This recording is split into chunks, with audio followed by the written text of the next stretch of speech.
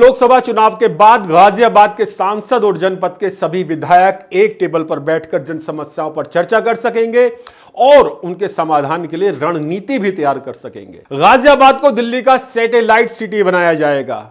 मुंबई की तर्ज पर गाजियाबाद का विकास होगा और प्रोविडेंट फंड से जुड़ी समस्याओं के समाधान के लिए मेरठ का चक्कर लगाने वाले हजारों लाखों कर्मचारियों के लिए राहत की बात यह रहेगी कि प्रोविडेंट फंड का ऑफिस अब गाजियाबाद में खुल सकेगा। नमस्कार दोस्तों, वीवीआईपी न्यूज के इस नए एपिसोड में एक बार फिर से मैं राज कौशिक आपका स्वागत करता हूं, आपको प्रणाम करता हूं।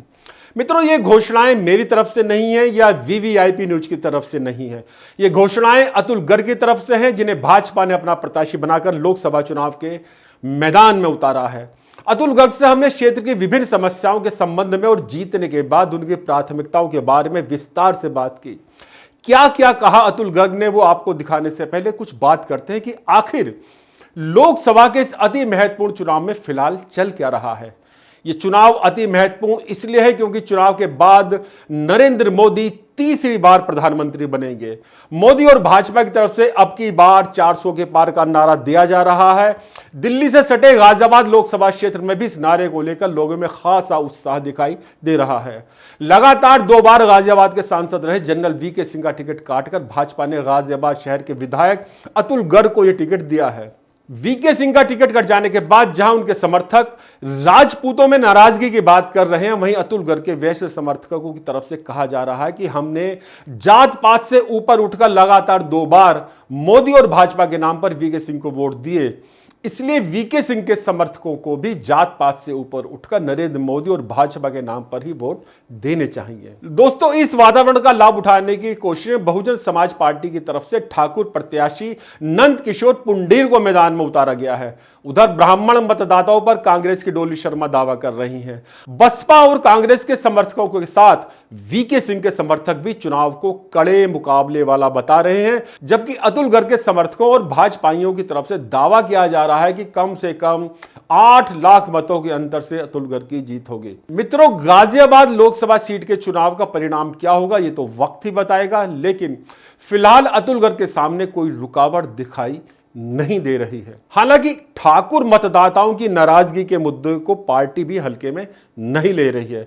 उसी का परिणाम है कि जिस दिन अतुल गर्ग ने नामांकन भरा, उसी दिन राजपूतों के देश के सबसे बड़े नेता और गाजियाबाद के पूर्व सांसद मौजूदा रक्षा मंत्री राजनाथ सिंह को अतुल गर्ग के समर्थन में सभा के लिए गाजियाबाद बुलाया गया।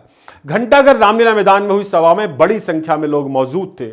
दोस्तों, खास बात यह है कि इससे पूर्व राजनाथ सिंह ने संगठन को बाकायदा लिखकर यह कहा था कि 6 अप्रैल से पहले उनके कार्यक्रम चुनाव में कहीं भी ना लगाए जाएं, लेकिन अतुल गर्ग के लिए उन्होंने 6 अप्रैल से पहले 3 अप्रैल को गाजियाबाद में जनसभा की अनुमति देकर एक खास संदेश राजपूतों को भी दिया है कि देश का सबसे बड़ा राजपूत नेता अतुल गर्ग के साथ है। आगे बढ़ने से पहले थोड़ा सुनते हैं क्या कहा राजनाथ सिंह ने। मैं मान कर जाऊं कि टूटेगा, पक्का? नहीं, इधर के लोग नहीं बता रहे, पक्का? हाथ उठा के बतलाइए, पक्का? अतुल जी, ऐसा है, हम लोगों ने कह दिया है, पक्का जीतेंगे आप, पक्का जीतेंगे। लेकिन मैं अतुल जी से एक बात और मैं कहूंगा, यहां चुनाव जीतने के बाद, भारी मतों से विजय प्राप्त करने के बाद, ये कह रहे हैं 8 लाख से, लेकिन अतुल जी को मैं कहूंगा कि चुनाव जीतने के बाद एक बार मेरे बहनों भाइयों फिर से मुझे यहां बुला लेना, फिर से बुला ले, और यदि दोबारा अतुल जी के जीतने के बाद मैं गाजियाबाद आना चाहूंगा, ऐसी मोटी फूलों की हार पहनकर अपना स्वागत कराने के लिए नहीं आना चाहूंगा, बल्कि शीश झुकाकर अपने परिवार के लोगों के प्रति आभार व्यक्त करने के लिए यहां पर आना चाहूंगा। एक बहुत बड़ा विश्वास लेकर मैं यहां पे जा रहा हूं और हमारी अखिल भारतीय स्तर पर जो सार्वजनिक सभाएं प्रारंभ हो रही हैं, यह हमारी पहली सभा है। और मुझे पक्का विश्वास है कि आप किसी भी सूरत में विश्वास को हम टूटने नहीं देंगे। मैं पूरा एक बार शीश झुकाकर गाजियाबाद के जो लोग यहाँ सभा में मौजूद हैं उनको भी, और जो सभा में मौजूद नहीं हैं उन सबके प्रति भी सम्मान की अभिव्यक्ति करते हुए अपना निवेदन समाप्त करता हूं। मित्रों, अतुल गर्ग के साथ हुई बातचीत दिखाने से पहले मैं आपको बता दूं कि राजनाथ सिंह से पहले उत्तर प्रदेश के मुख्यमंत्री योगी आदित्यनाथ, जो कि राजपूत ठाकुर समुदाय से ही हैं, वो भी अतुल गर्ग के समर्थन में गाजियाबाद में प्रबुद्ध वर्ग सम्मेलन कर चुके हैं, जिसमें हजारों लोग शामिल हुए थे। देश के ये दो बड़े नेता तो अतुल गर्ग के समर्थन में आ ही चुके हैं। खुद प्रधानमंत्री नरेंद्र मोदी भी अप्रत्याशित रूप से अतुल गर्ग के समर्थन में 6 अप्रैल को गाजियाबाद की अंबेडकर रोड पर रोड शो कर चुके हैं। प्रधानमंत्री नरेंद्र मोदी द्वारा गाजियाबाद लोकसभा सीट को लेकर इतनी रुचि दिखाने से यह चर्चा भी शुरू हो गई है कि जीत के बाद अतुल गर्ग नरेंद्र मोदी मंत्रिमंडल के सदस्य बन सकते हैं। गाजियाबाद के रोड शो की तस्वीरें प्रधानमंत्री ने जब फेसबुक पर पोस्ट की तो एक महत्वपूर्ण बात यह लिखी कि अभी गाजियाबाद के लिए बहुत कुछ करना बाकी है। क्योंकि बात स्वयं प्रधानमंत्री नरेंद्र मोदी ने लिखी है तो जरा विस्तार से बता दूं कि उन्होंने क्या क्या कहा है। नरेंद्र मोदी ने लिखा है कि आने वाले समय में गाजियाबाद के लिए और भी बहुत कुछ करना चाहते हैं। हमारा फोकस स्वास्थ्य और शिक्षा के साथ साथ परिवहन सुविधाओं को और बेहतर बनाने पर रहेगा, जिससे यहां का यानी गाजियाबाद का जीवन और बेहतर बन सके, ज्यादा से ज्यादा आसान हो सके। हम चाहते हैं कि गाजियाबाद के हमारे युवा साथी अलग अलग क्षेत्र में सफलता के परचम लहराएं और विकसित भारत की यात्रा में महत्वपूर्ण भागीदारी निभाएं। दोस्तों, प्रधानमंत्री के रोड शो और उसके बाद की इस पोस्टर ने गाजियाबाद लोकसभा सीट को बहुत ही खास बना दिया है। प्रधानमंत्री नरेंद्र मोदी द्वारा गाजियाबाद पर विशेष ध्यान देने के बाद भी कुछ लोगों द्वारा यह कहना कि सारे ब्राह्मण मतदाता कांग्रेस के ब्राह्मण प्रत्याशी डोली शर्मा के साथ चले जाएंगे और सारे ठाकुर मतदाता बसपा के नंदकिशोर पुंडीर की तरफ चले जाएंगे, एक बचकाना बात के अलावा और कुछ नहीं लगती।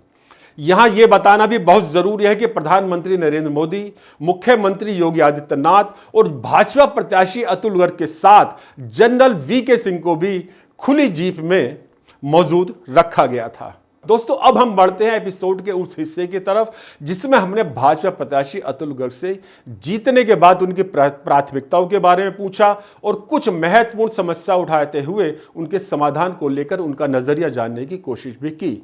आइए देखते हैं क्या क्या बातें हुई हैं इस मुलाकात में। मित्रों, जैसा कि हम जानते हैं, भारतीय जनता पार्टी ने अतुल गर्ग जी को गाजियाबाद लोकसभा सीट से प्रत्याशी बनाया है। इसे लेकर लोगों में बेहद उत्साह है। बहुत बड़े बड़े नेता, स्वयं प्रधानमंत्री नरेंद्र मोदी, रक्षा मंत्री राजनाथ सिंह का प्रोग्राम गाजियाबाद में लग चुका है। अतुल जी, मैं आपका स्वागत करता हूं, आपका अभिनंदन करता हूं। और आपकी शान में मुझे एक शेर याद आ रहा है कि नहीं ऐसा कोई चेहरा तेरे जैसा नहीं लगता, नहीं ऐसा कोई चेहरा तेरे जैसा नहीं लगता, कोई चेहरा तेरे जैसा मगर सच्चा नहीं लगता। तो लोग ये मान रहे हैं कि एक सच्चे विधायक को, एक सच्चे नेता को टिकट मिला। आप सबसे पहले तो टिकट के बारे में बताइए, इसमें आपको क्या महसूस करें, कैसा आपको लग रहा है? देखिए, जितना मैं अनभिज्ञ हूँ, वास्तव में मुझे पूरी जानकारी नहीं है। आश्चर्यचकित हूँ, अचंभित हूँ, आनंदित भी हूँ। तो ये भाजपा ही कर सकती है जी। मैं तो एक बात जानता हूँ। मुझे ऐसा लगता है कि गाजियाबाद के लोगों ने, मित्रों ने, जान पहचान वालों ने, कार्यकर्ताओं ने कुछ ऐसा कहा है अपने सर्वे में या दुआओं में कि मेरे को उन्होंने बिन मांगे टिकट मेरे को मिला है। जी जी।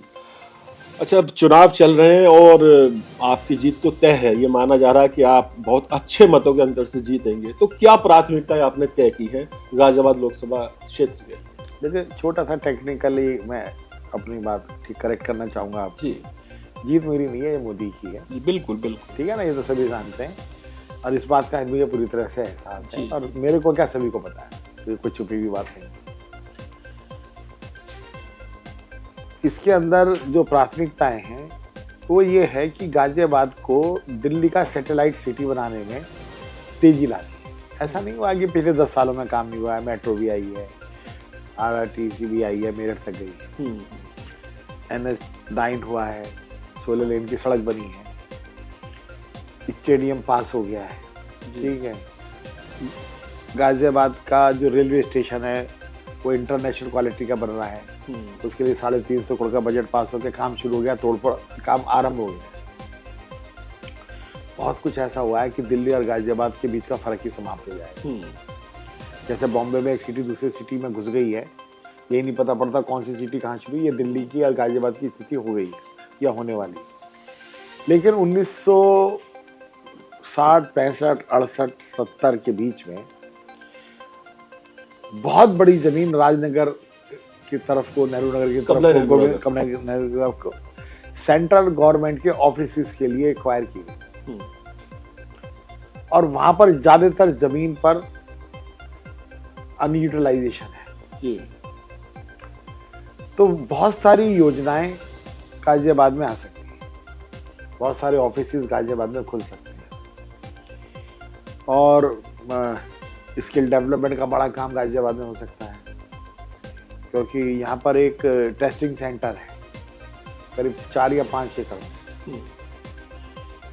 अब इस बारे में गाजियाबाद के लोगों को ही नहीं पता कि हमारा एक बहुत बड़ा टेस्टिंग सेंटर नेशनल लेवल का, 6 लेबोरेटरियों में से 1 लेबोरेटरी गाजियाबाद, लेकिन उसका यूटिलाइजेशन पूरी तरह से नहीं हो पा रहा। तो इसको स्किल डेवलपमेंट के साथ जोड़ने का मैंने प्रयास करा भी पिछले दिनों, पर मेरे हाथ थोड़ा सा, मेरी ऊंचाई थोड़ी सी कम थी मेरे हाथों की। अब की बार लगता है कि मैं इस तरह के काम करूं। ऐसे बहुत सारे काम हैं कि जिनका प्रचार प्रसार तो नहीं मिलेगा, लेकिन अच्छा काम करने का सुख मिलेगा, उपयोगी भी रहेगा। अच्छा, एक जैसे प्रोविडेंट फंड का बड़ा मसला है, हजारों लाखों कर्मचारी श्रमिक इससे जुड़े रहते हैं। गाजियाबाद में उसका प्रॉपर ऑफिस नहीं है, काउंटर है केवल नंदगांव में, जबकि पड़ोसी जिले गौतम बुद्ध नगर में, नोएडा में एक सेपरेट ऑलरेडी है, ग्रेटर नोएडा के लिए एक और पास हो गया है। गाजियाबाद के लोगों को मेरठ के लिए चक्कर लगाना पड़ता है प्रोविडेंट फंड के लिए। पूरी कोशिश करेंगे। हमने यहाँ पर जो रजिस्ट्रार ऑफ सोसाइटी का ऑफिस था जी, वो मेरठ में था, और जितनी रजिस्ट्रार सोसाइटी के अंदर सोसाइटियाँ गाजियाबाद में हैं उतनी पश्चिम उत्तर प्रदेश में पूरे में मिला के नहीं। पर आप जानते हैं अब रजिस्ट्रार साहब को 2-3 दिन यहाँ आना होता है गाजियाबाद के अंदर, ठीक है। इसी तरीके से पीएफ का भी करा दें, उसका बड़ा लाभ हुआ है, मुझे लगता है करा दें, मुझे लगता है करा जी। नहीं, आप लगेंगे तो हो ही जाएगा। अच्छा, एक जैसे हिंडन नदी, इसका पुराना नाम हरनंदी था, गाजियाबाद की पहचान है, और मुझे याद है 1-2 बार वहाँ प्रोग्राम में आप भी गए हैं, तो उसको लेकर भी वो बहुत एक गंदे नाले की तरह हो गई है। साथ ही वायु प्रदूषण भी गाजियाबाद में बहुत ज्यादा है, तो उसके बारे में भी कुछ अपेक्षा लोगों की है कि वायु प्रदूषण का क्या उपाय है, मेरे तो अभी तक समझ में नहीं आ रहा है, ठीक है। मैं उसके लिए मैं अभी कोई माइंड में मेरे उसको ठीक करने के लिए कोई मेरे पास में रोड मैप नहीं है। कोई अगर कोई इसका कोई अच्छा जानकार मिलेगा और उसमें कोई सरकारी अगर कोई कदम उठाया जाएगा तो बातचीत करी जाएगी।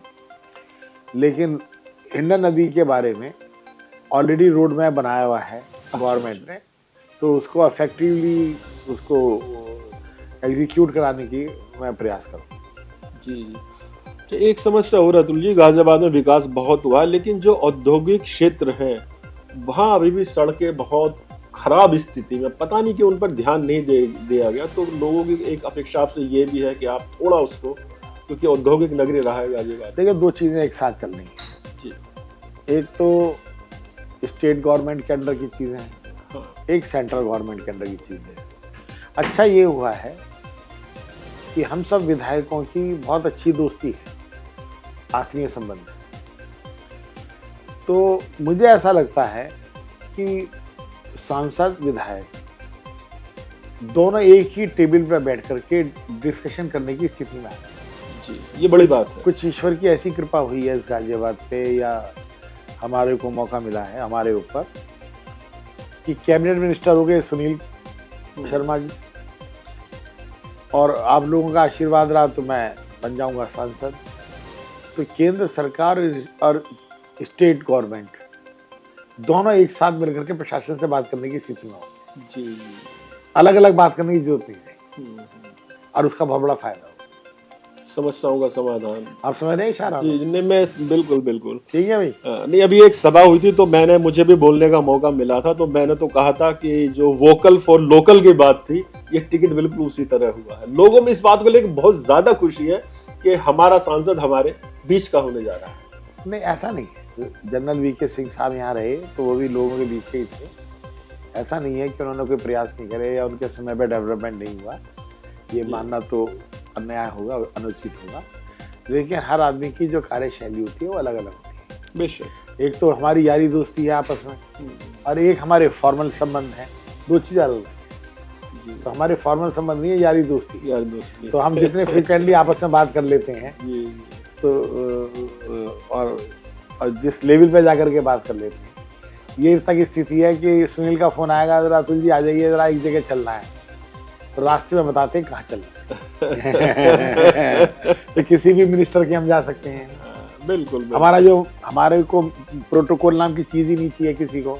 अजीत पाल हो, सुनील हो, सब, चाहे सुनील कैबिनेट मिनिस्टर बन गया, तो हमें उससे ये कहते हुए दिक्कत नहीं है जरा चल रहे हैं सीएम के यहाँ, या चल रहे हैं फलाने अधिकारी के यहाँ, या बुला ले भैया। जो पुरानी दोस्ती है वो अब जनता के काम आएगी। हाँ, अभी भी कम थे वहाँ, लखनऊ में सब एक साथ चल देते हैं उठ के।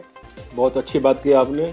तो मित्रों, आप अतुल गर्ग, जिनसे अभी हमने बातचीत की, अतुल जी, हमें उम्मीद है और गाजियाबाद को पूरी अपेक्षा है कि जिस तरह आप उत्तर प्रदेश के मंत्रिमंडल में शामिल रहे, तो मोदी मंत्रिमंडल में भी आप शामिल हो, ऐसे गाजियाबाद की जनता चाहती है।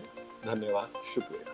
तो मित्रों, आज के एपिसोड में बस इतना ही। जल्द मिलेंगे नए एपिसोड में नए विषय के साथ। यह एपिसोड आपको कैसा लगा अपने कमेंट जरूर लिखिए, और हां, सब्सक्राइब करना बिल्कुल ना भूलिएगा। VVIP न्यूज, नमस्कार।